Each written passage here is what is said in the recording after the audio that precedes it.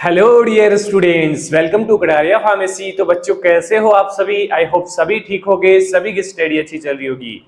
तो भाई मजा आ रहा है ना लेक्चर्स के अंदर? चीजें समझ में आ रही है ना आप लोगों को? अगर किसी भी लेक्चर में आपको प्रॉब्लम आ रही हो कि सर ये मुझे समझ में नहीं आ रहा, बेझिझक कमेंट कर सकते हैं या टेलीग्राम पे मैसेज कर सकते हैं। वहां पे आप जो लोगों को जरूर रिप्लाई मिलेगा और हमारे इंस्टाग्राम पेज पे भी आप मैसेज कर सकते हैं। तो सभी प्लेटफॉर्म को आप ज्वाइन कर लीजिए, काफी सारा बेनिफिट आप लोगों को मिलने वाला है। तो भाई human anatomy and physiology first का आज का हमारा यूनिट फर्स्ट का सेकंड लेक्चर होने वाला है।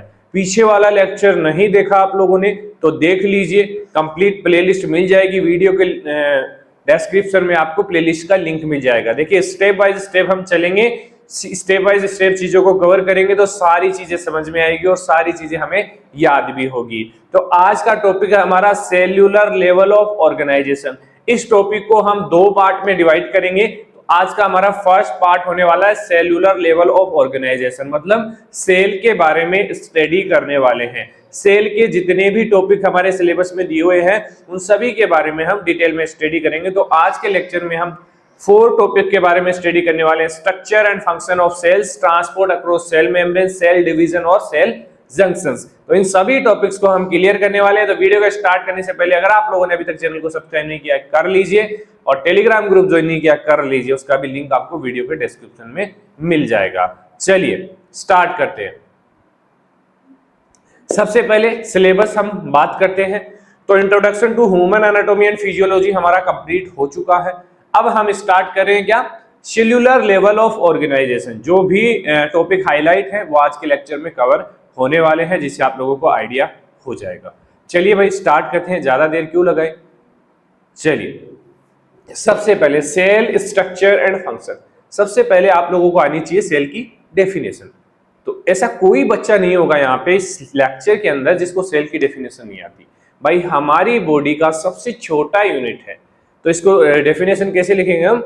It is the structural and functional unit of human body, या फिर हमारी बॉडी की संरचनात्मक और क्रियात्मक इकाई भी इसको बोल सकते हैं। बहुत इजी डेफिनेशन है भाई, सेल की डेफिनेशन जैसी डेफिनेशन हो ही नहीं सकती।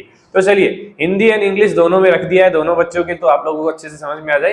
भाई बी फार्मा जब एग्जाम देने जाओ ना तब ऐसे मत कर देना, हिंदी में मत लिख देना, इंग्लिश में लिखना है। बस यहाँ पे आप लोगों को समझाने के लिए रखा गया है।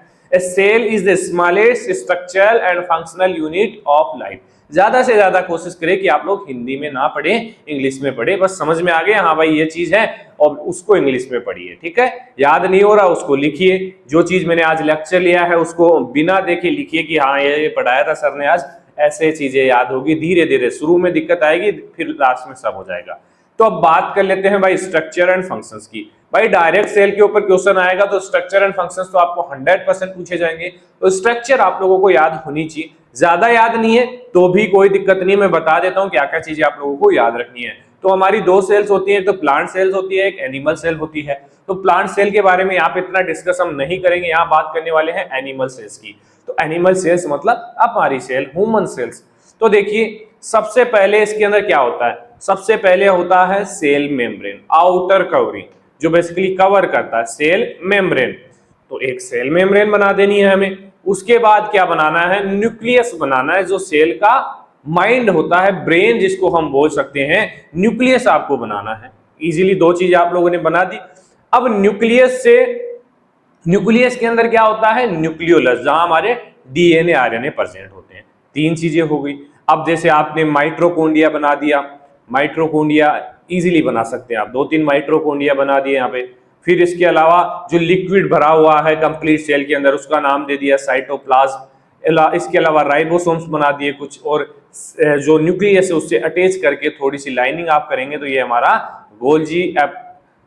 एंडोप्लाज्मिक रेटिकुलम बन जाएगा, जो स्मूथ और रफ होता है। इसके अलावा ये वाले जो पार्ट्स हैं ये गोल्जी एपरेटस होते हैं, तो ये भी आप बना दोगे। तो भाई इजी है, सेल की स्ट्रक्चर बनाना कोई टफ काम नहीं है, हर एक बच्चा बना सकता है। भाई देखिए जितना अच्छे से आप लोग ह्यूमन एनाटॉमी के अंदर स्ट्रक्चर बना के आएंगे उतने ही अच्छे मार्क्स आप लोगों को मिलने वाले हैं। तो स्ट्रक्चर देख लीजिए, अपने शॉर्ट नोट्स में आपको बनानी है बिना देखे, ठीक है। चलिए अब नेक्स्ट देखते हैं भाई इसके ऑर्गेनेल्स क्या है। अब ऑर्गेनेल्स क्या होता है, आप लोग सोचोगे सर ये ऑर्गेनेल्स क्या आ गए, हमने तो कभी देखा ही नहीं। भाई सेल के अंदर जो मटेरियल भरा हुआ होता है ना उसको हम ऑर्गेनेल्स बोलते हैं। उसके अंदर सेल, साइटोप्लाज्म भी आ गया, न्यूक्लियस भी आ गया, माइटोकॉन्ड्रिया भी आ गया, राइबोसोम भी आ गया, एंडोप्लाज्मिक रेटिकुलम भी आ गया, गोल्जी बॉडी भी आ गया, लाइसोसोम भी आ गया।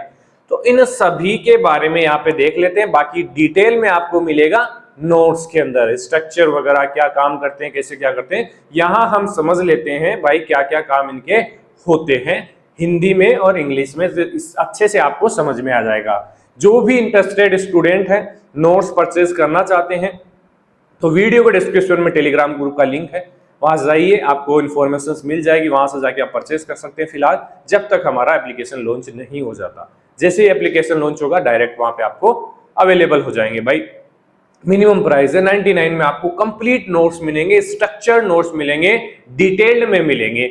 आप यहां से पढ़ के उन नोट्स को पढ़ोगे ना भाई 100% आप लोगों की तैयारी हो जाएगी, ये वादा है मेरा आप लोगों से। इस तरीके से नोट्स को डिजाइन किया हुआ है। तो चलिए देख लेते हैं ऑर्गेनेल्स के बारे में। ऑर्गेनेल्स समझ गए होता क्या है? Cell membrane. भाई मान लीजिए हम एक एग्जांपल लेके चलते हैं, हमारा घर के चारों तरफ दीवार होती है, उसको हम बोलेंगे सेल मेम्ब्रेन। सिक्योरिटी गेट एक हमारा गेट होता है, उसमें हमारी अनुमति के अलावा कोई नहीं घुस सकता है। वैसे ही सेल मेम्ब्रेन होती है, उसकी अनुमति के बिना उसके अंदर कोई भी आ जा नहीं सकता, तो पुलिस वाल भी इसको बोल सकते हैं। ठीक है। Cytoplasm, jelly like fluid where all work happen, मतलब कि जैसे हमारे घर का होल होता है, सबसे ज्यादा टाइम स्पेंड हम कहां करते हैं? सभी फैमिली वाले होल के अंदर। तो वैसे ही साइटोप्लाज्म होता है, एक लिक्विड मीडियम होता है जिसके अंदर सारे ऑर्गेनेल्स हमारे पड़े हुए होते हैं। न्यूक्लियस है, माइटोकॉन्ड्रिया है, गोल्जी बॉडी है, लाइसोसोम है, राइबोसोम्स है, ये सारे एक जगह वहां पे रहते हैं। भाई एग्जाम्पल की मदद से इस जो मैंने एग्जाम्पल बताया घर वाला, उसको लेके चलेंगे तो एक भी चीज को आप नहीं भूलेंगे।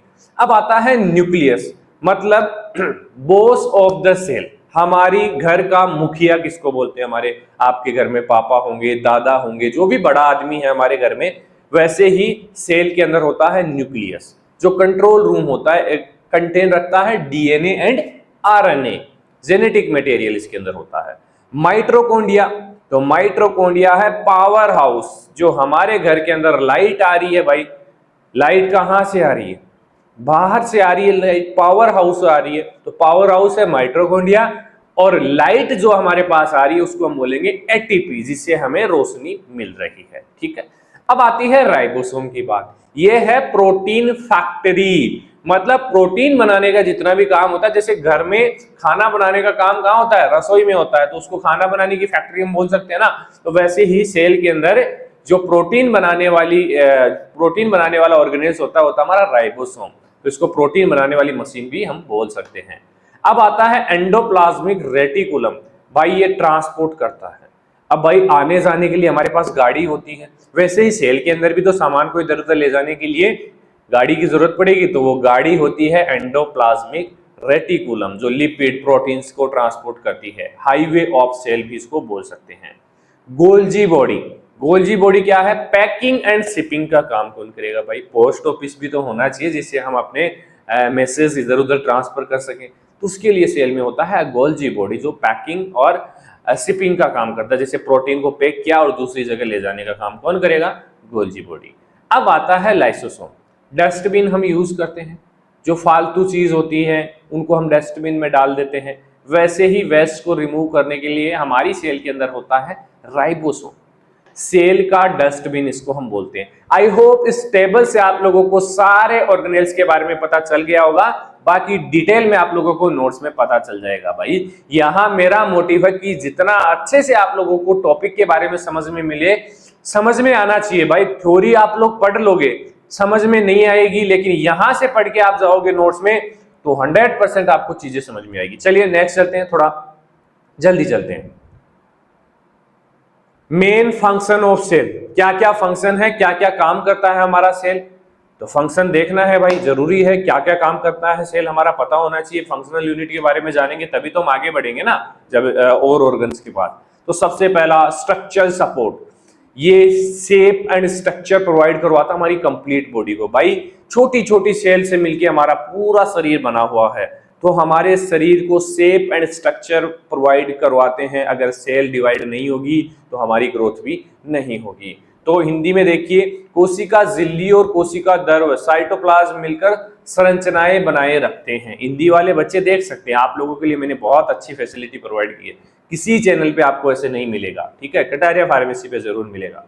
ग्रोथ, सेल अपनी साइज में इंक्रीज करती है एंड प्रिपेयर फॉर डिवीजन, और सेल के अंदर डिवीजन भी होता है, जिससे क्या होता है, ग्रोथ होती है हमारी बॉडी की। डिवीजन नहीं होगा सेल के अंदर तो ग्रो नहीं हो पाएगी। भाई एक सेल से दो सेल नहीं बनेगी तो ग्रोथ कैसे होगी हमारी बॉडी की। जैसे बच्चा बड़ा होता है वैसे ही कोशिका भी बढ़ती है, कोशिका बढ़ी तभी बच्चा बड़ा हुआ, ठीक है। चलिए, एनर्जी प्रोडक्शन, जैसे माइटोकॉन्ड्रिया है वो प्रोड्यूस करता है ATP energy by respiration. Respiration से क्या बनाता है माइटोकॉन्ड्रिया, एटीपी, जो हमें एनर्जी मिलती है जिसकी वजह से हम चल पाते हैं। भोजन से बिजली बनाना, जैसे बिजली बनाना माइटोकॉन्ड्रिया के द्वारा, वो आप लोग समझ गए होंगे। वेस्ट रिमूवल, वेस्ट रिमूवल का काम करता है lysosome, digest and remove waste, cell का डस्टबिन जिसको बोलते हैं। Protein synthesis, ribosome make protein needed for body, जितनी भी प्रोटीन हमारी बॉडी को चाहिए वो बनाएगा राइबोसोम्स, ठीक है, प्रोटीन बनाने वाली फैक्ट्री। रिप्रोडक्शन, सेल डिवाइड होती हैं दो प्रोसेस से, माइटोसिस और मियोसिस। तो इससे क्या होगा, सेल डिवाइड होगी, 1 से 4 बनेगी, 4 से 8 बनेगी, 8 से 16 बनेगी, तो हमारी ग्रोथ होगी। तो रिप्रोडक्शन भी होता है सेल के अंदर, इसके बारे में आगे डिटेल में हम देखेंगे। ट्रांसपोर्ट ऑफ सबस्टेंस, भाई मटेरियल मूव आउट और इन सेल, सेल मेम्ब्रेन के थ्रू ट्रांसपोर्ट भी होता है मटेरियल्स का, ठीक है। जैसे ऑक्सीजन अंदर जाता है, कार्बन डाइऑक्साइड बाहर की ओर जाता है। कम्युनिकेशन की बात करें तो cell send signal to coordinate action, भाई सेल कम्युनिकेट भी करती है, बात भी करती है एक दूसरी सेल से, है ना, ये चीज याद रखना, ये लास्ट में देखेंगे टॉपिक। सारी छोटी छोटी चीजें देखिए, हमने सेल के बारे में तो पढ़ लिया है 11, 12, 10 क्लास में, लेकिन इतना डिटेल में नहीं पढ़ा है, तो डिटेल में यहाँ पे पढ़ना है, समझना है हमें। डिफेंस का काम करती है, some cell destroy harmful invader, जैसे हमारा डब्ल्यूबीसी, भाई डब्ल्यूबीसी एक सेल ही तो है, वो बैक्टीरिया के अगेंस्ट में फाइट करता है हमारी बॉडी के अंदर, ठीक है, तो वो भी एक सेल ही है। स्टोरेज, भाई store nutrients, ions and genetic material, जो सेल के अंदर न्यूक्लियस है वहां पे क्या स्टोर होता है, जेनेटिक मटेरियल, डीएनए, आरएनए, वो जेनेटिक मटेरियल होता है, तो स्टोरेज। इसके अलावा भी आपके माइंड में अगर कोई फंक्शन याद आ रहा है तो वो आप लिख सकते हैं, ये आपके लिए इनफ होने वाला है। चलिए नेक्स्ट देखते हैं, ट्रांसपोर्ट अक्रॉस सेल मेम्ब्रेन। अभी बात करी हमने भाई सेल के अंदर ट्रांसपोर्ट भी होता है इधर से इधर उधर, तो दो टाइप से होता है ट्रांसपोर्ट, एक्टिव और पैसिव। चलिए टेबल में आप पहले डेफिनेशन देख लीजिए। डेफिनेशन, भाई देखिए डेफिनेशन की मैं बात बता देता हूं, ऐसा कोई भी टॉपिक नहीं होना चाहिए जिसकी डेफिनेशन आपको नहीं आती हो। डेफिनेशन याद करनी है, लिख लेना चाहिए अलग से, डेफिनेशन का एक अलग नोट बना लेना, क्योंकि 10 मार्क्स के क्वेश्चन, सॉरी 20 मार्क्स के क्वेश्चन आते हैं हमारे पास 2 मार्क्स के, तो उनमें डेफिनेशंस आपको पूछी जाए, पूछ लेगा भाई what is the transport across cell membrane, define transport across cell membrane, define cell, भाई ऐसे क्वेश्चंस आते हैं। तो 20 क्वेश्चंस पक्के हो जाएंगे अगर आप लोगों ने डेफिनेशंस याद कर ली, ठीक है। छोटी छोटी चीजों को लेके चलेंगे, भाई 20 क्वेश्चन यहाँ कवर हो गए, कितने क्वेश्चन चाहिए फिर, पासिंग मार्क्स चाहिए आपको 10 मार्क्स और 10 से 15 मार्क्स, तो भाई आराम से आ जाएगा, तो टेंशन की बात ही नहीं है। इस तरीके से हम लोग चलेंगे तो भाई 0 लेवल से हम उठाने वाले हैं आप लोगों को, बस आप लोगों को हमारे साथ चलना पड़ेगा। कोशिका झिल्ली के आर पार पदार्थों का आवागमन ट्रांसपोर्ट कहलाता है। आप लोग अच्छी तरीके से समझते हैं ट्रांसपोर्ट का मतलब। चलिए भाई, ये डायग्राम है, जिस तरीके से ये हमारी जो रेड रेड आपको दिख रहा है, ये हमारा कोशिका झिल्ली और सेल मेम्ब्रेन इसको बोलते हैं। तो ट्रांसपोर्ट बेसिकली 2 टाइप से होता है, एक होता है हमारा passive diffusion, sorry passive active transport, एक होता है पैसिव ट्रांसपोर्ट। तो पैसिव ट्रांसपोर्ट यहाँ पे दिखाई दे रहा है, पैसिव में एग्जांपल है डिफ्यूजन, फैसिलिटेटेड डिफ्यूजन। इसमें क्या होता है भाई, अगर यहाँ से इधर मटेरियल हमारा भेजना है तो उसमें एनर्जी की रिक्वायरमेंट नहीं पड़ती है, अपने आप चला जाता है। लेकिन यहाँ पे जो हमारा एक्टिव ट्रांसपोर्ट है उसमें एनर्जी की रिक्वायरमेंट पड़ेगी।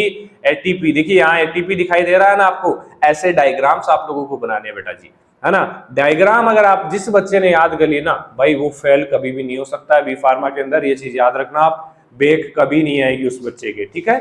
चलिए अब देखते हैं इस टेबल की मदद से। Basically passive transport, no energy required. एक सीधा सा एग्जांपल है, अगर कोई ढलान वाली सड़क है, उसके ऊपर साइकिल लेके जाएंगे आप, तो क्या आपको एनर्जी लगानी पड़ेगी? क्या आपको साइकिल चलानी पड़ेगी? पेडल मारने पड़ेंगे? नहीं मारने पड़ेंगे ना। तो वही काम है पैसिव डिफ्यूजन का। मान लीजिए आपका गिलास है, उस गिलास में आप पाइप लगा दो और नीचे गिलास रखा है, तो उसमें जो पानी है उसको मोटर की जरूरत पड़ेगी क्या?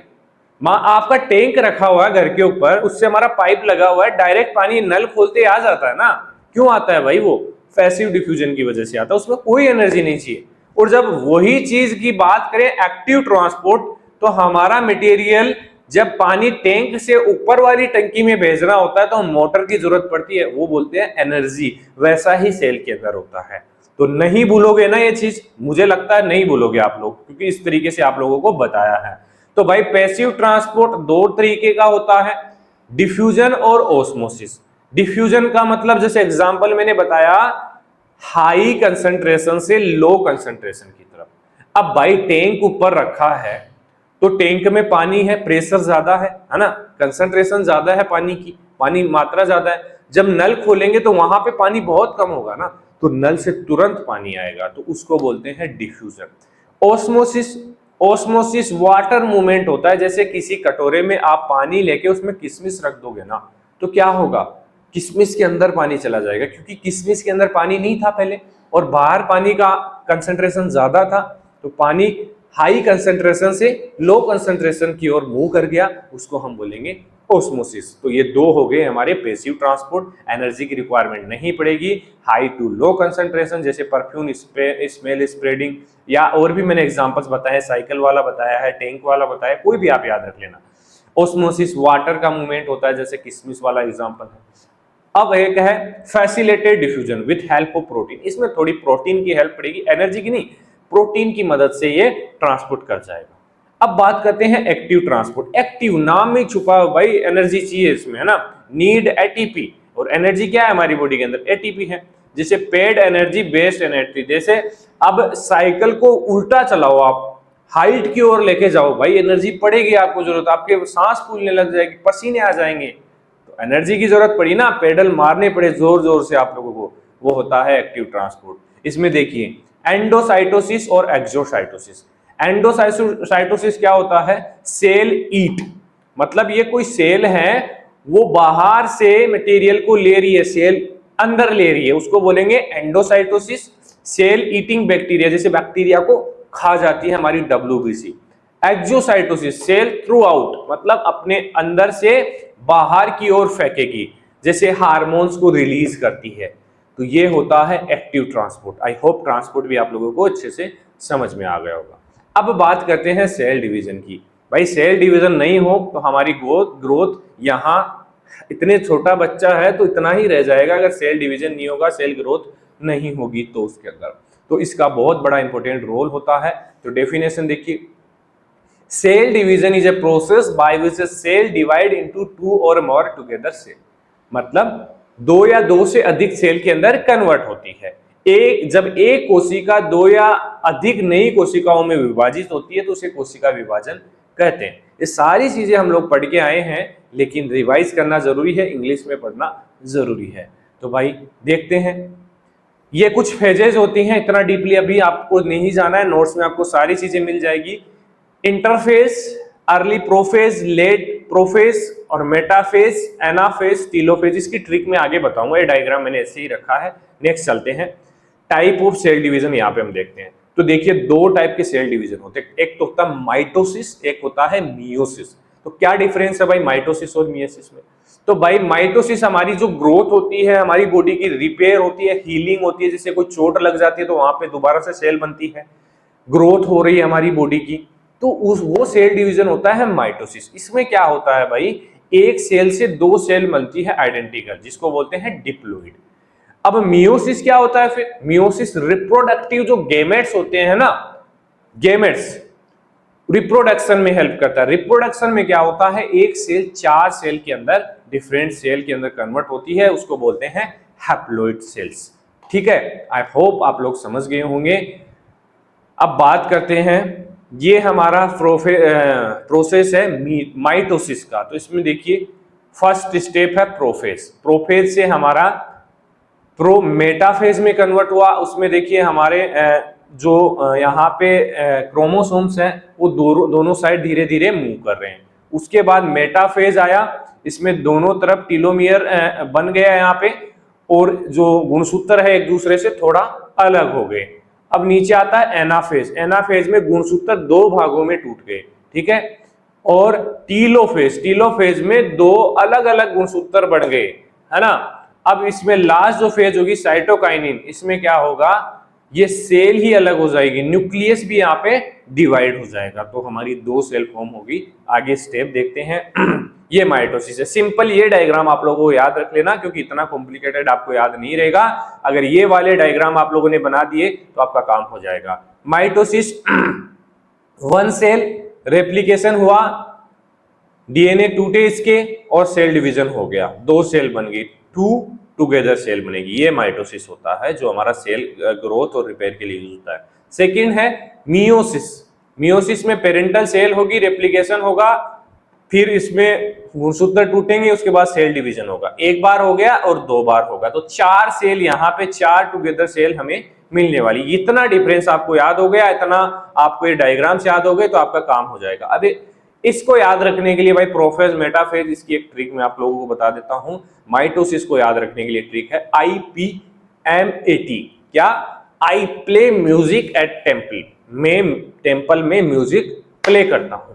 अब कैसे याद रहेगा भाई? आई का मतलब क्या है? इंटरफेस। सेल प्रिपेयर हो रही है, तैयार हो रही है डिवीजन के लिए।